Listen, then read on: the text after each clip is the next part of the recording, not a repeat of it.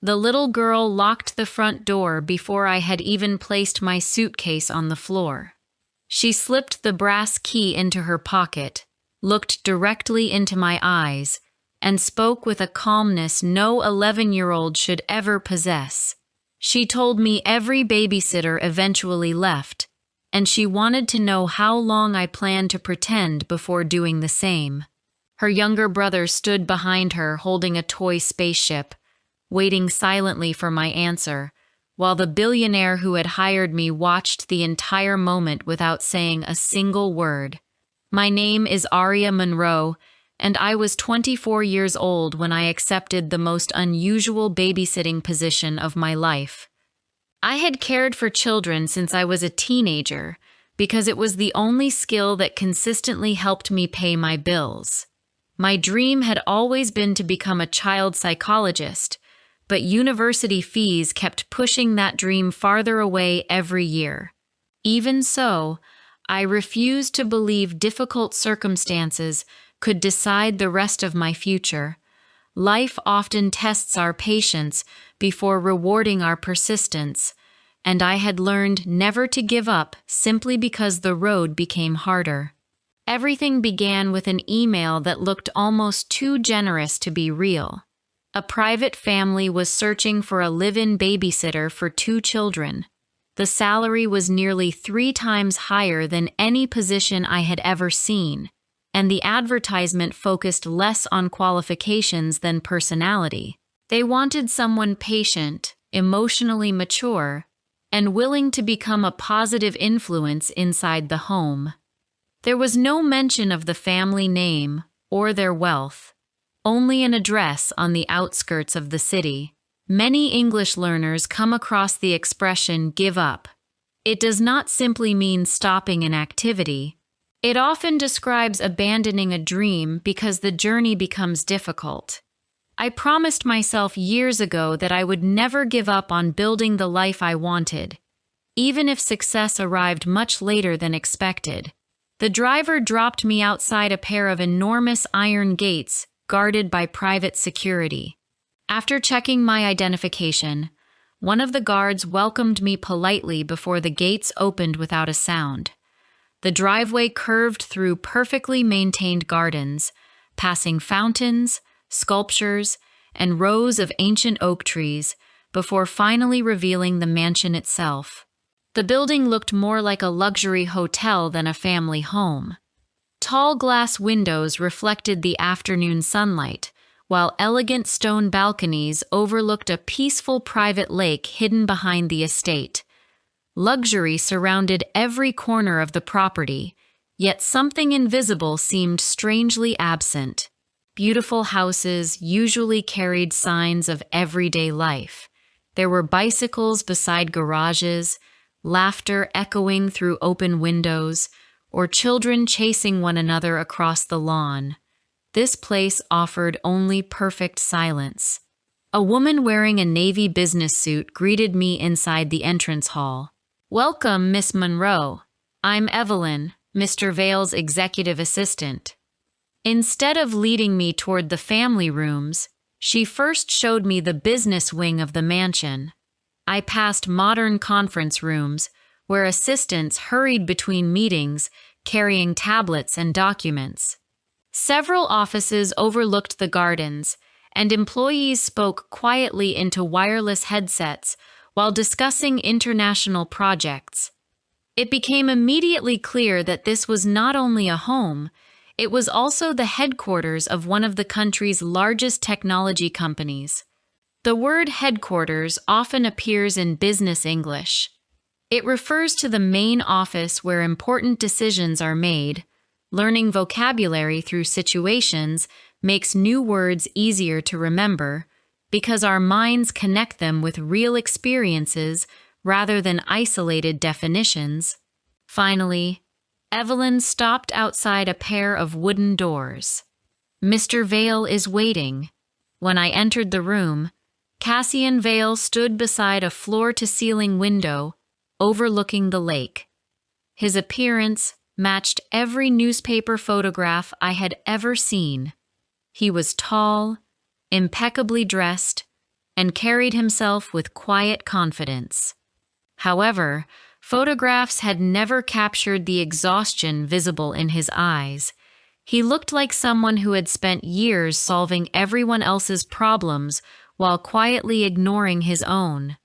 He greeted me politely before inviting me to sit. "I've read your references," he said. "Every family described you with the same 3 words." I waited patiently, kind, dependable, and calm. "I try to be," I answered honestly. For the first time, a faint smile crossed his face. "I hope those descriptions are accurate." He explained that his daughter Brielle was 11 and loved drawing, astronomy, and classical music. His 8-year-old son, Milo, preferred building model aircraft, asking impossible questions, and climbing trees despite repeated instructions not to. Listening to him describe his children revealed a completely different side of the billionaire the public believed they knew. Every sentence carried quiet affection, even when he tried to sound strictly professional. Before our conversation continued, the office door opened. Milo rushed inside carrying a half-finished model airplane. "Dad, I can't find the blue paint." Cassian gently pointed toward a nearby cabinet. "It's on the 2nd shelf." Only then did Milo notice me. He stared for several seconds before walking closer. "Are you staying longer than the others?" His question carried no excitement, only cautious curiosity. "I hope so," I replied. He studied my face carefully before giving a small nod. "I hope you do too." Those simple words carried far more emotion than they appeared to. Children often express complex feelings through very simple sentences. Understanding someone's emotions requires listening beyond the exact words they speak. The same idea helps when learning English, because communication depends not only on vocabulary, but also on tone, context, and intention. Later that afternoon, Cassian introduced me to Brielle. She greeted me politely but without warmth. "I'll show you your room." She picked up my suitcase before I could protest and quietly led me upstairs. The 2nd floor overlooked an impressive glass library stretching across 2 levels. Thousands of books filled polished wooden shelves reaching almost to the ceiling. Beyond the library stood a music room containing a grand piano that appeared untouched despite its flawless condition. "You can use the library whenever you want," Brielle said, "but don't go into the observatory." I glanced toward the end of the hallway, where an elegant spiral staircase disappeared behind a locked glass door. "Why not?"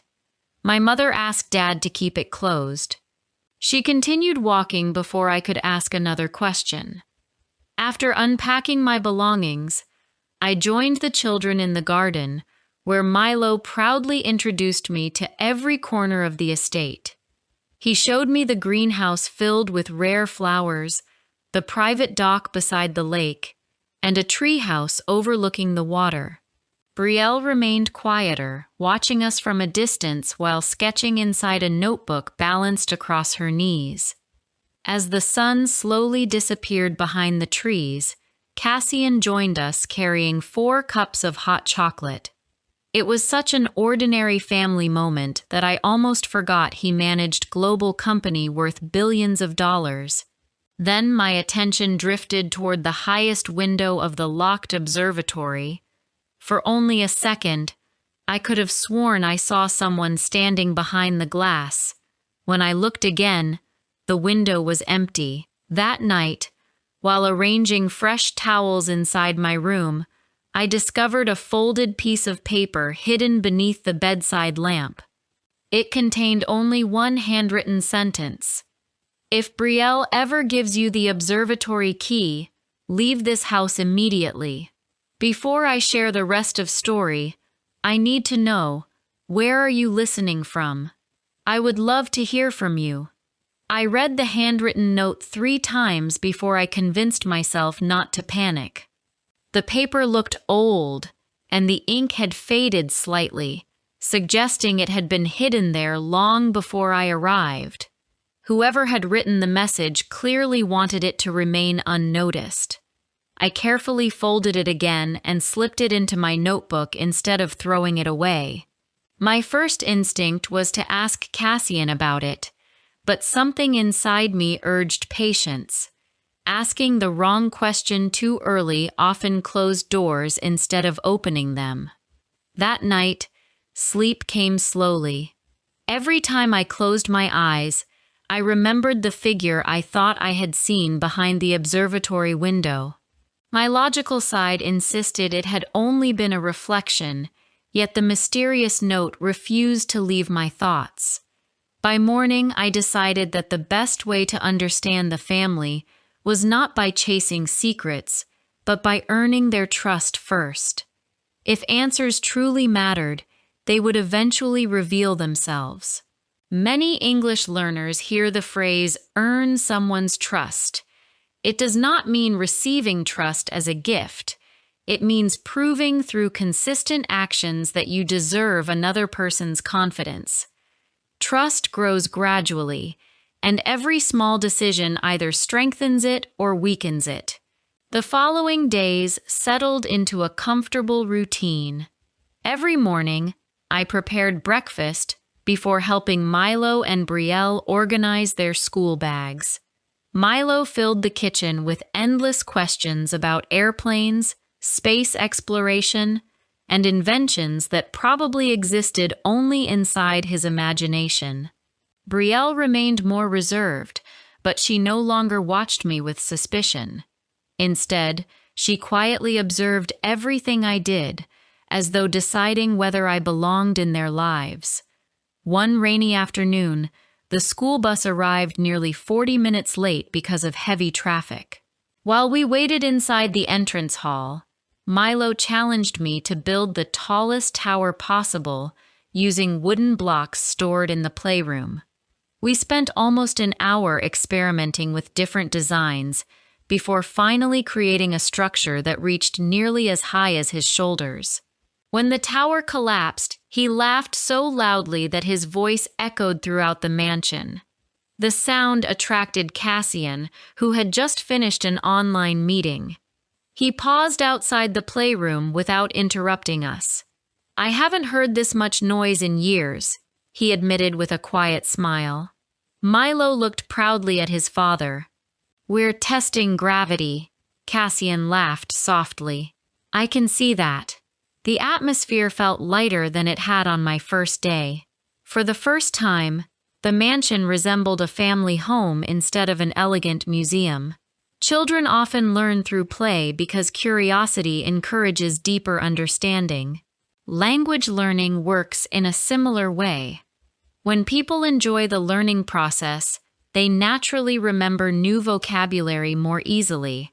Enjoyment and progress frequently grow together rather than separately. Later that evening, Brielle surprised me by knocking on my bedroom door. "I finished a drawing," she said. "Would you like to see it?" She handed me a sketchbook filled with remarkably detailed pencil drawings. Most of the pages showed the lake, the gardens, or different rooms inside the mansion. One drawing immediately caught my attention. It showed the observatory. Unlike the peaceful scenes surrounding it, the observatory appeared shaded beneath dark clouds. A single figure stood inside the highest window, looking down toward the lake. "You draw beautifully," I said honestly. She smiled faintly. "My mother taught me." Before I could respond, she carefully closed the sketchbook. She spent a lot of time in the observatory. Her words reopened the questions I had tried to ignore. The next morning, Evelyn asked me to bring lunch to Cassian because he had remained inside the conference room since sunrise. As I approached the business wing, I noticed raised voices behind the closed glass doors.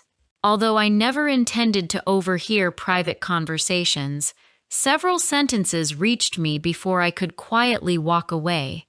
"The board is losing patience. a woman's voice said firmly. Genevieve Sinclair. I've given them my decision, Cassian answered calmly. They expect stability before approving the merger. My children come first. There was a brief silence. They're also asking questions about Arabella's estate. The conversation stopped as footsteps approached the door.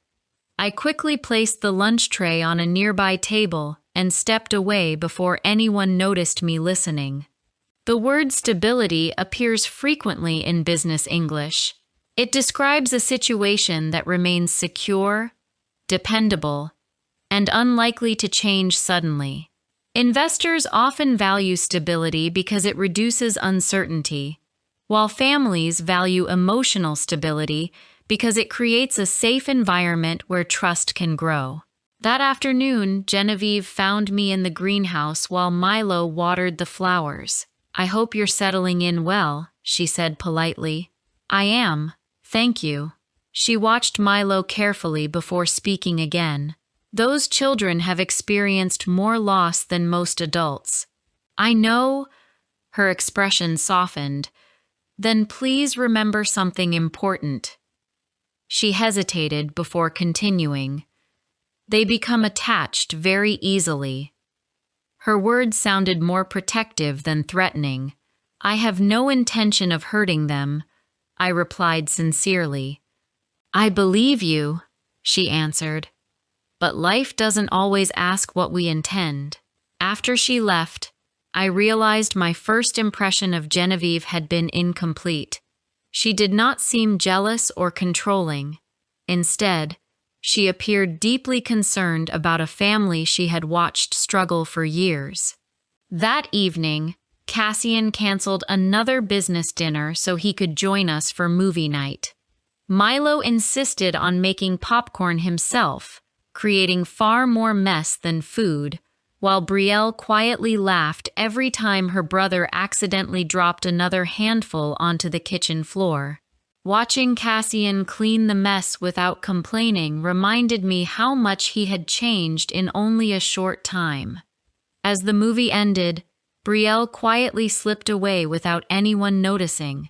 Nearly 15 minutes passed before Milo asked where she had gone. Cassian immediately stood. We searched the mansion together until I noticed a faint light shining through the glass door leading to the locked spiral staircase. The observatory. Cassian reached the door first. It was unlocked. His face lost all color. Brielle, he called urgently. No answer came. He slowly pushed open the door, and all of us hurried upstairs together. At the very top of the observatory, beneath the large glass dome overlooking the night sky, Brielle stood beside an old wooden telescope. In her hands was a small silver key. She looked at her father with frightened eyes before turning toward me. I found Mother's last letter, she whispered, and I think someone has been lying to us ever since. For several long seconds, nobody moved. The observatory felt strangely different from the rest of the mansion.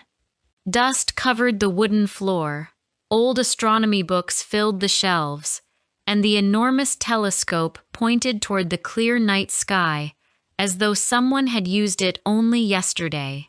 Brielle held the silver key tightly, while looking back and forth between her father and me. Whatever she had discovered had frightened her far more than the dark room itself. Cassian slowly walked toward his daughter. Where did you find the letter? He asked gently.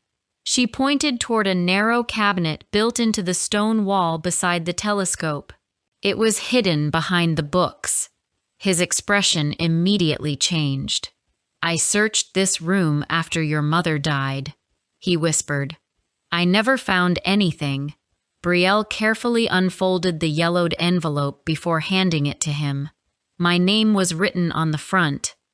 Cassian stared at the familiar handwriting without opening the letter. His hands trembled slightly, and for the first time since I had arrived, I saw uncertainty replace the confidence that had always surrounded him. Some English learners notice that the word Hesitate appears in emotional stories. It describes the moment when someone pauses before making an important decision because uncertainty or fear makes the next step difficult. We all hesitate at different moments in life, especially when strong emotions are involved.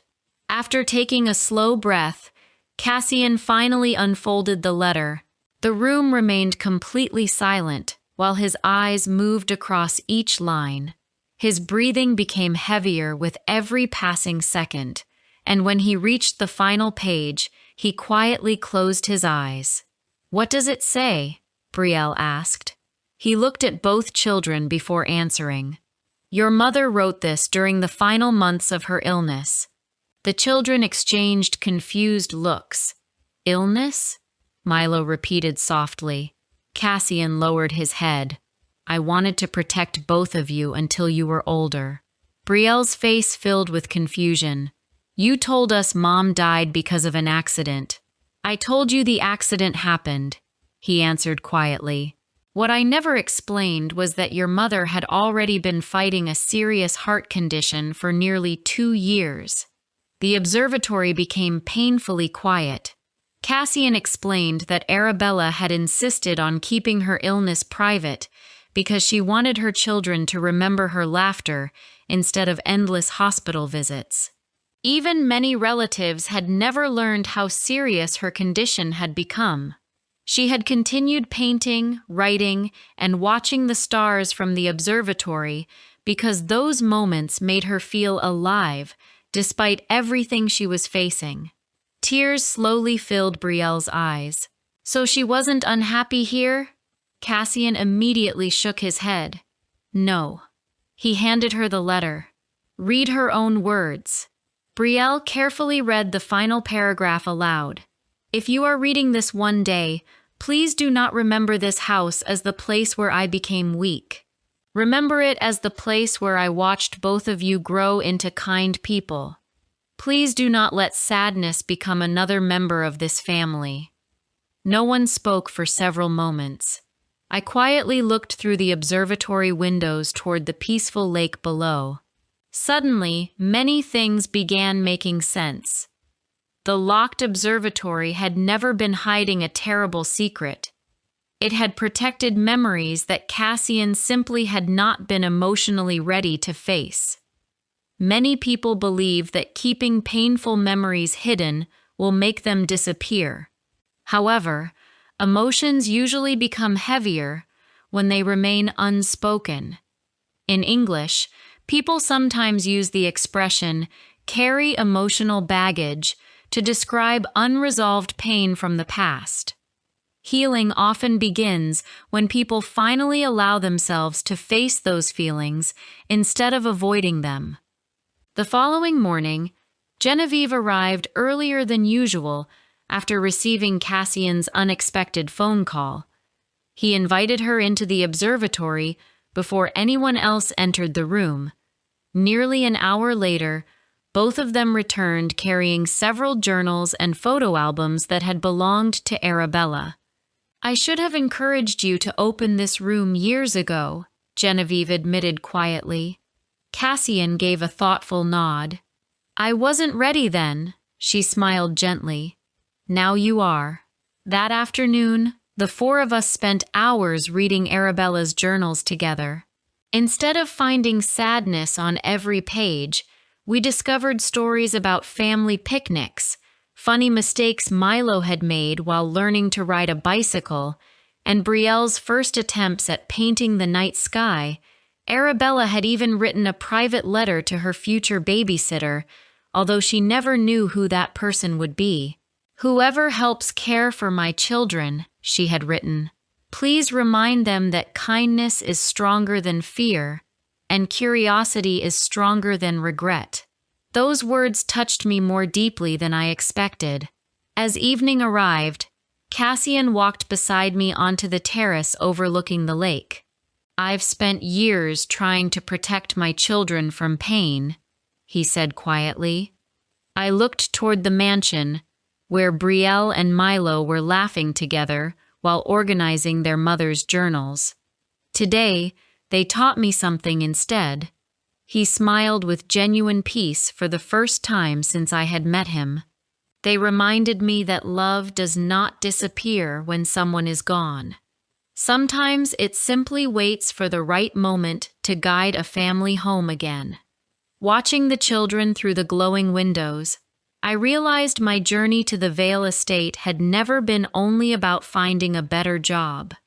Without planning it, I had arrived at exactly the moment one family found the courage to replace unanswered questions with truth, and that truth became the first real step toward healing every heart living beneath that remarkable roof.